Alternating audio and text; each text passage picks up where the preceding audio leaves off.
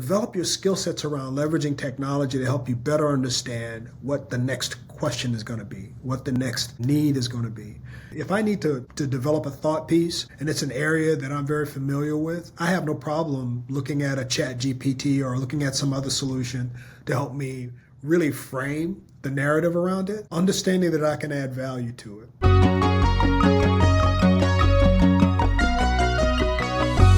So welcome to Job Ready. I am Charlie, the entrepreneur. I'm Jeff, the brand guy. I remain Professor James. And I'm Joseph Clay. I'm happy to be here. We're happy to have you, Joseph. Joseph is a business transformation strategist with Oracle, a serial HR leader, and Oracle has more than 135,000 employees worldwide. He's also a leading expert on the evolving HCM landscape and helping organizations navigate through disruption to successful transformation. Joseph, you're in conversation with the biggest and most innovative employers on the planet, and things are moving so fast with Gen AI. You're also a DEI expert. What's the state of the state as far as HR tech, Gen AI, supporting employers who are building representative talent pipelines? How's that going? Well, thanks for the question, Jeff, and thanks so much for setting the stage for this conversation. Quite frankly, it's a conversation a number of customers that I work with are having on a regular basis.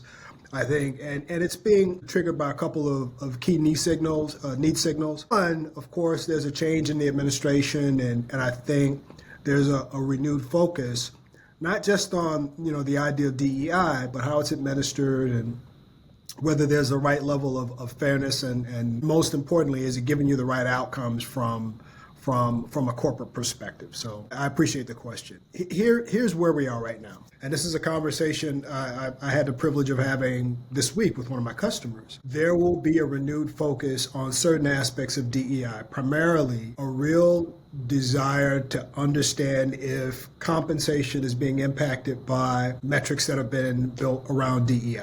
And if it is, what underpins those KPIs? What underpins those measures? So what it means for most organizations, most companies, and it doesn't really matter what your size is, big, small, it means you have to have a well thought through rationale for how you compensate your executive team. And if DEI is part of it, just be in a position where you can articulate it in a way that is not based on something that talent or leadership teams can't control. Now, it sounds a lot simpler than perhaps it's being portrayed when you listen to the media or you listen to some of the announcements coming out, even the executive orders.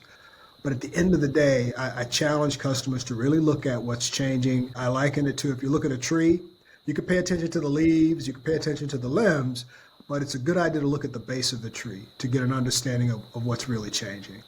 So again, really clearly articulated rationale around station, and if DEI is part of it, be in a position to explain it. The other part, of course, is more on the front end. It's around, I-9s. And for those of you who don't have to live in that space, it's just a way of validating that someone is in fact eligible to be here or quote, legal, end quote. And so what we're also coaching organizations to do is just step back and make sure your processes around how you validate I-9s is being adhered to and is thoughtful, and make sure you're in a position so that if worst case scenario, someone shows up at your door and they ask for records, they ask for some proof that you're adhering to the law, you're in a position to do it. Now, again, that may be an oversimplification. There are some industries, whether it's agriculture, home builders, meat packing plants, places where you have talent that comes in that does primarily tactical remedial work, not necessarily highly skilled roles. They're going to have a disproportionate amount of attention paid to them. You're also going to see maybe even a disproportionate amount of policing with respect to the industry. But be prepared to speak specifically to the makeup of your organization in terms of you complying with the law. If you're able to do that, then you should be in a good place. Joseph, it does, but it makes me think of something else. Sure. If we take, obviously, we've got a new administration, a number of issues over the last however long, more than a year, have been highly politicized, right? That we've had an environment fraught with politicization, no matter what side you sit of the debate you sit on. Right. It seems to me that in business, there are transcendent issues that can bring us all together. And we're totally obsessed with early career talent. And it seems to us in all the conversations we've had with people, no matter how they vote, regardless, there's this commonality about representative talent in the organization, right? You've got early career talent coming in, the best and the brightest who are going to drive the organization forward. You want them to feel welcome. You don't want them to feel like they're, like odd person out, right? That's number one. Number two, when your customers look at your organization and it's not representative, not a great look for your customers who are expecting to see themselves, right? Trust is a huge deal. So, it seems like that issue is, and maybe it's not, but seems to me like it's a transcendent issue, in that to prepare for early career talent, to make your organization ready for them to be job ready, you need to think about these things. Are people looking at it that way? And if not, how are they looking at it? It's a good question. I think if you go back to the analogy of the tree, the trunk, some of the foundational aspects of talent really haven't changed. Organizations want to be able to predictably bring people into their organizations who have the requisite skill sets, requisite competencies, requisite proclivities to really add value to their organization. That's not going to change. The challenge, quite honestly, for talent management leaders and for parts of our organization responsible for bringing talent in is, okay, so how am I making sure that I'm casting a broad enough net to find people at different parts of our geography? If we're a global company, how am I finding that available labor market? And that, quite honestly, is the most important component. And when I look at DEI, I look at any of those elements, I'll ask myself, if I look at the makeup of my applicant pool, if my applicant pool all comes from one source, maybe two sources, maybe three sources, then am I really giving my hiring manager access to the best talent available? Or am I giving my leaders access to the best talent from that particular source or that particular source? If I'm not giving them a broad enough perspective on the talent, then that's dysfunctional. And I think DEI is one way, it's one good barometer to know how widely you're casting your net, and are you being thoughtful about finding the right talent? Or have you fixated on a particular source? And I can tell you, having been in the role of leading a talent management function, it is very easy to fixate on a particular source, especially things like employee referrals, especially like a hiring manager saying, hey, I know a great person, right? But in all fairness to your organization, you have to have a sustainable, consistent model for bringing talent into your organization and casting that wide net, finding talent in unexpected places. I think those are two foundational things that help you build out a healthy pipeline for talent. Joseph, I got to follow up with it, with this, because we'll talk about talent development and transformation. I'd love to get into that more, but on this topic of DEI, so I've yet to come across a leader or anyone in the business world said, diversity isn't good, right? Because you want to be reflective of the communities that you serve. You want to have diversity of thought and perspective. And I mean, it's just tremendous value with that. But yet, what has gone wrong with the three letters DEI in the last few years that caused such a negative backlash? Not just the current administration, because I won't speak for that, but a lot of us in private conversations, like, that's just straight up BS, right? Give me your take on that. Yeah, it's an interesting question, Charlie. I kind of think some of it is about how we've allowed the marketing of DEI to be skewed. Sometimes we're a victim of our own success, right? And so DEI starts to feel intrusive instead of, or really more inclusive. It starts to feel limited instead of expanding. And so I go back to the foundational, I go back to the trunk. When you look at your applicant pool, are you seeing people with unique skill sets across a broad variety of abilities and characteristics and skin color and gender? If you are, then you have a healthy applicant pool. You have a healthy selection process. If you don't, that's one of many indicators that you should step back and ask yourself, how can I make this more effective? And keep in mind, diversity also includes veterans. It also includes persons with disabilities. So while I haven't done a survey to validate this, but I would not be surprised to conclude that many people who have concerns about DEI don't necessarily have a broader picture on what DEI truly is. I've never met a leader who said, I think to your point, I've never met a leader who said, we have too many veterans. We don't want to hire any more veterans. Or We have too many people with different abilities. We don't want to, because it would be ridiculous on its face. I would argue that argument, putting any category of people in that box, would be ridiculous on its face. So we have an opportunity to do better. Here's the good news. This is not all bad. The good news is, if you look at corporate top 50, top 100, top 500 companies, they've been having this conversation for decades. So many of these organizations that have mature chief executive officers and mature diversity DEI officers, they've already put the infrastructure in place. They have the internal teams that have made the case for why retention is important. You get retention when people come into your organization and they feel like they belong. They can be their authentic self. They've already made the case for how diverse perspectives on products and services is only a value-added proposition. They've made the case for why you have to cast a broad net, how it informs how you show up as a brand to your end users and your customers.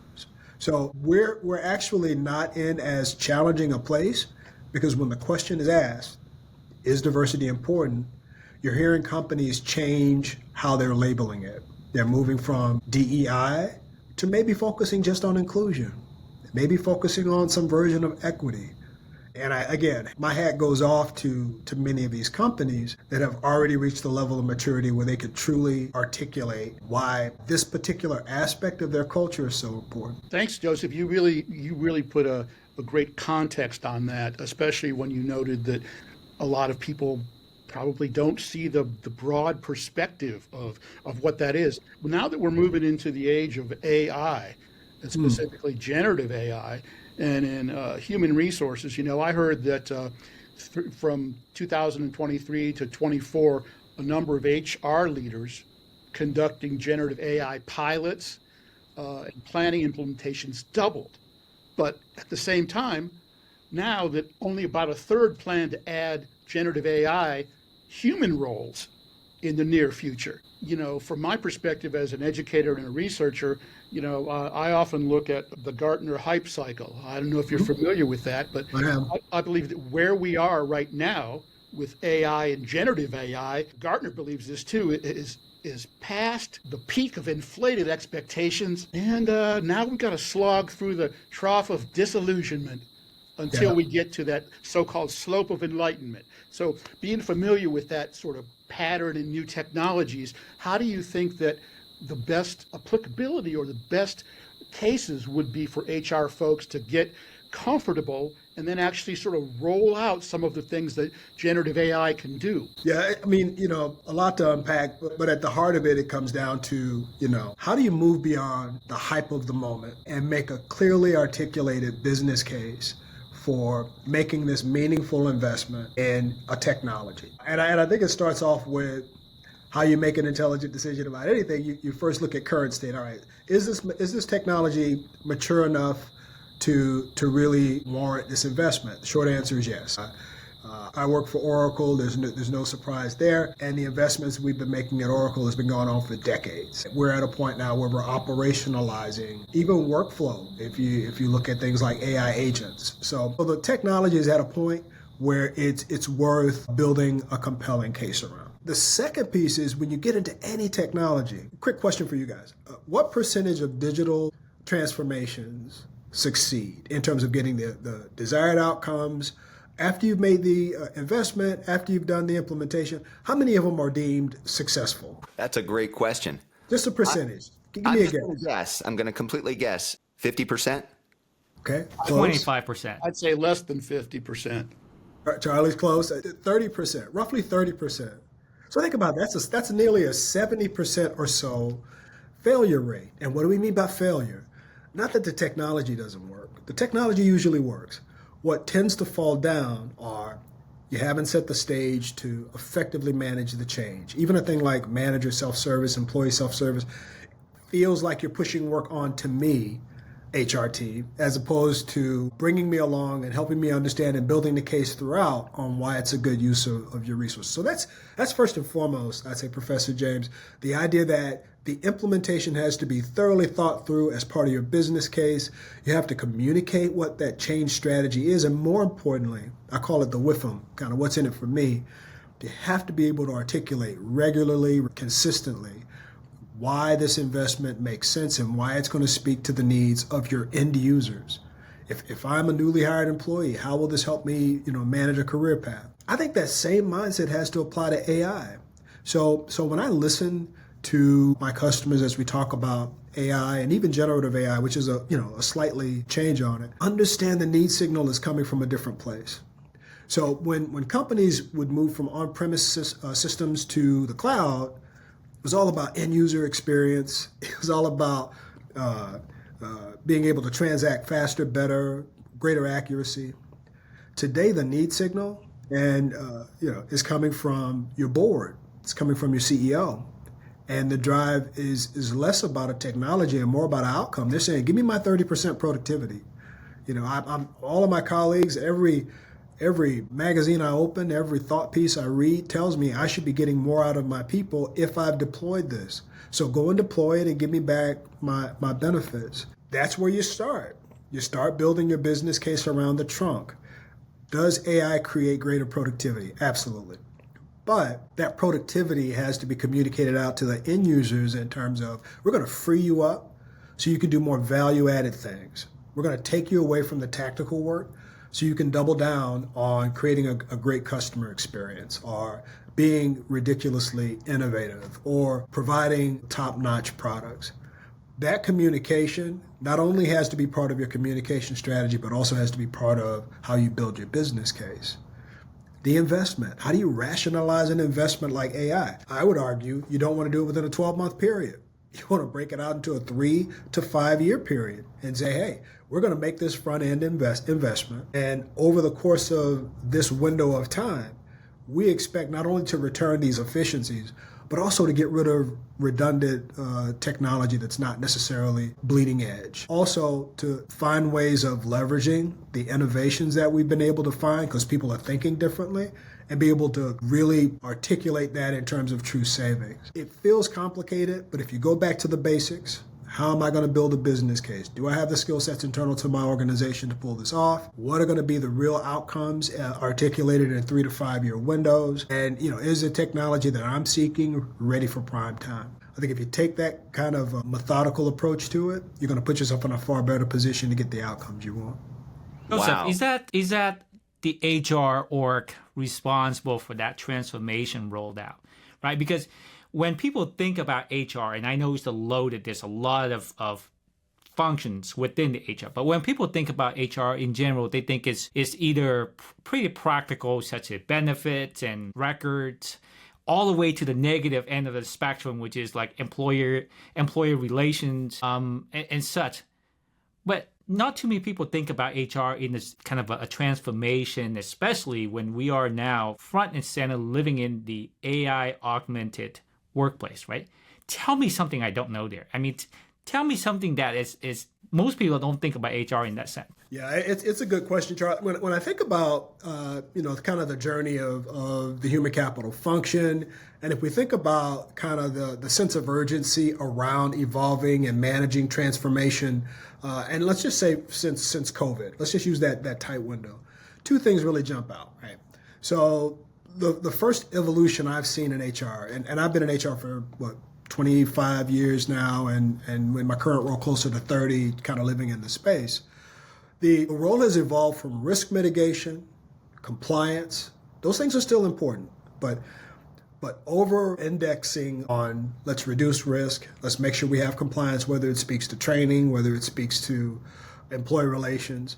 That's always been a foundational element of HR, in addition to compensation, in addition to attracting talent. What I see now as critical asks around the human capital function is help me get ahead of the ask, help me forecast more intelligently, help inform how we make business decisions. If I'm going to open up a new plant in another part of the world, walk me through the implications of that, not just in terms of some of the laws that impact human capital, but walk me through the makeup of my organization. Do I have the requisite skill sets today? If so, I can accelerate making that investment. I can accelerate rolling out a product. The human capital leader has to be in a position where they still see the value of risk mitigation and compliance, but they relegate that to how you design your workflows. They relegate that to ways of managing manager self-service. So it doesn't require a compliance mindset, but it just requires a practical mindset. Quick example. If I'm a manager and I'm about to hire someone into the organization, I could either put in what I'd like to pay them and have that approved at 5 or 6 or 7 levels, or I could put in a proposed salary, have a broad range pop up directly on the screen in real time, not only telling me what the competitive rate of compensation is for the market, but also telling me what my current team members are making and how that person would fit in relationship to my current team members. That way I'm making an informed decision that is, compliant, that meets the needs of my business, but I don't have to go through 3 or 4 or 5 different steps or processes or decisions. That's an example of how you can leverage technology, especially emerging technology, to really help people make informed decisions about human capital. And what does that do? Well, ideally, it frees up your HR practitioners, whether it's a business partner, whether it's the director of a particular vertical of business, or whether it's a chief, a CHRO. It frees them up to be at the table and have a conversation about the future state of the business and what's going to enable growth, what's going to enable innovation. And I don't mean to sound preachy about it, but that's been the evolution from risk mitigation and compliance to getting ahead of the need signal. I keep going back to need signal. When I was at Apollo Education, I was a VP of talent management, and the CHRO, Fred Newton, used to always talk about the need signal. That was his term. And what he meant by that is, look, if you can respond to a need signal, that's nice. That's good customer service. But if you can anticipate it, if you can predict it, if you can get ahead of it and have options, you then not only become a value-added part of the organization, but you become an invaluable part of the organization.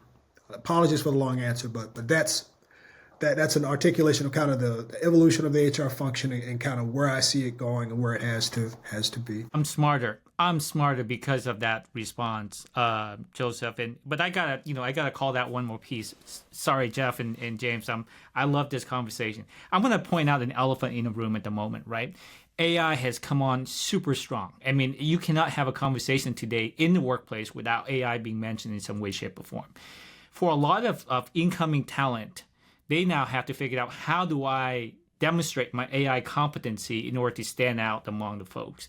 Current employees, in my opinion, right now, they got to look around and say, holy cow, how can I improve on my ability? How can I leverage AI to be more productive, right? To upskill, because otherwise I'll be a statistic, courtesy of AI. How would you walk folks through that? It's a tough conversation, Charlie, because speaking candidly, there will be some efficiencies. That's a nice way of saying that there will be kind of an adjustment of the workforce as a result of this new technology. But there's also, as you talk about the reduction to a workforce that could potentially happen, you also hear about this huge gap in terms of skill sets and a need to upskill and a need to bring on people who have the ability to work with computers and work with robots. I call them robots. What I would say to people is this, kind of from a humorous standpoint. I'd say go and watch a whole season of what was it, Jean-Luc Picard, Star Trek? I forget. Next Generation. Next Generation. Go watch that, and here's why. Watch the way that executive team leverages data, the character data.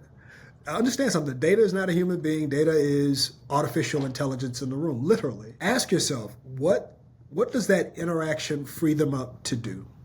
They're no longer calculating the distance from one location to the next. He's constantly giving them insight on what's going to happen next.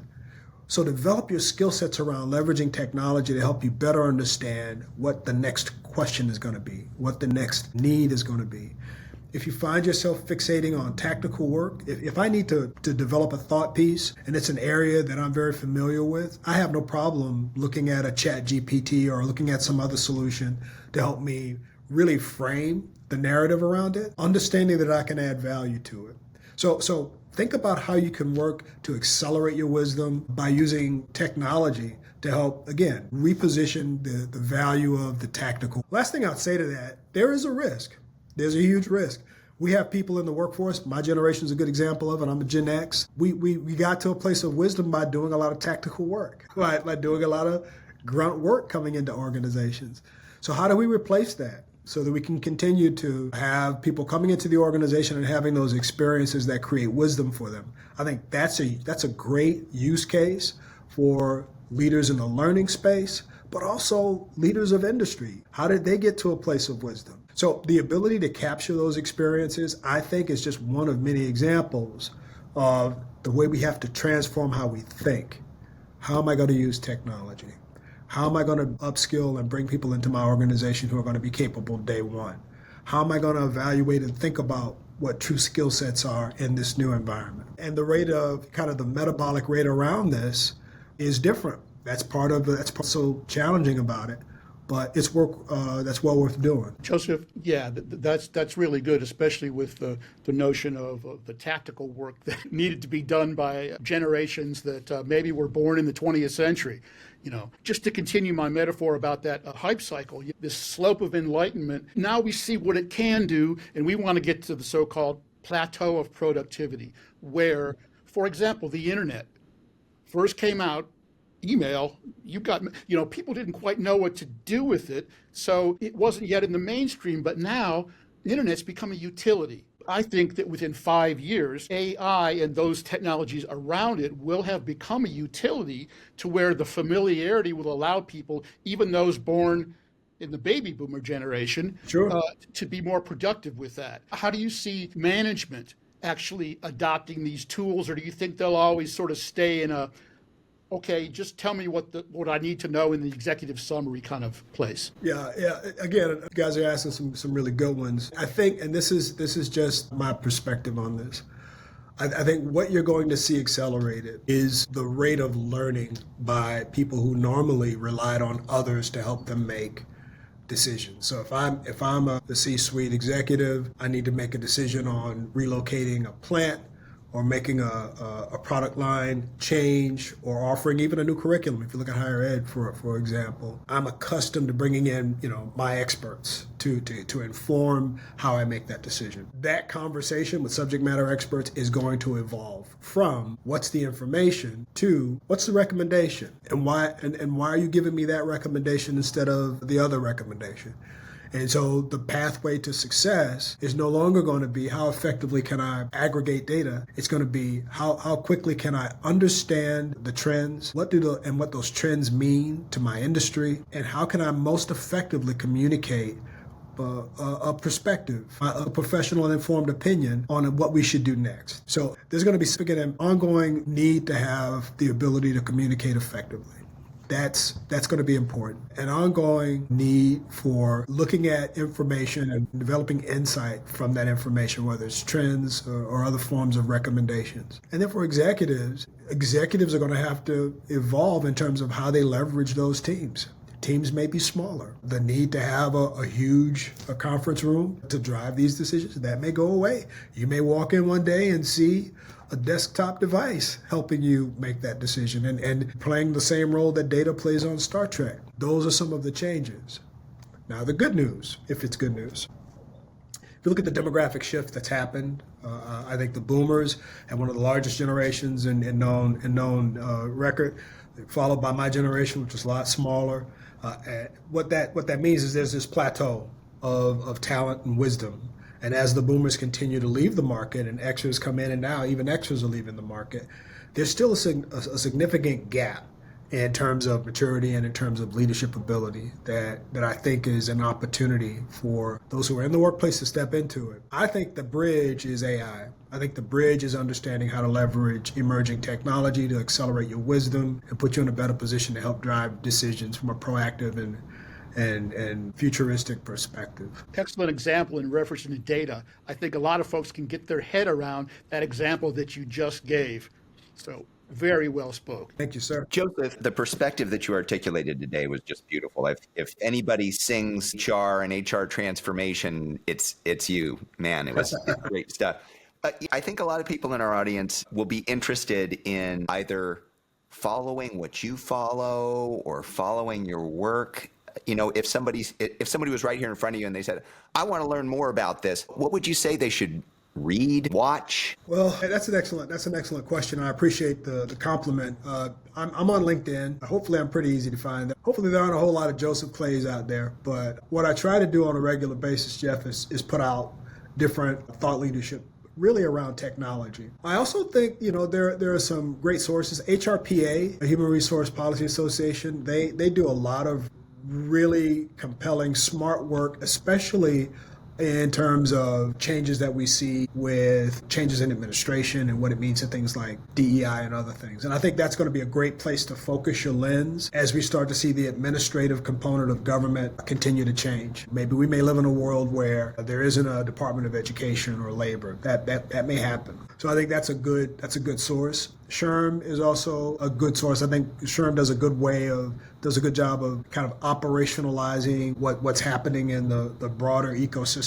so that you can not only understand what it is, but also how to apply it in a way that's useful. There's no shortage of sources of data. I think you find those one or two sources that make sense, and you use it to triangulate what you're seeing and hearing and encountering in the broader media. And I think that makes you informed without terrifying you and making you overly anxious. The good news is, this change at the end of the day is going to continue to be good, especially as we see industries evolve how they operate, especially as we start to see a deregulation, whether you like it or hate it. I think it's not a bad guess that there's going to be some change around that. And just don't get locked down to one definition of what skill sets are, opportunities are, good is, bad is.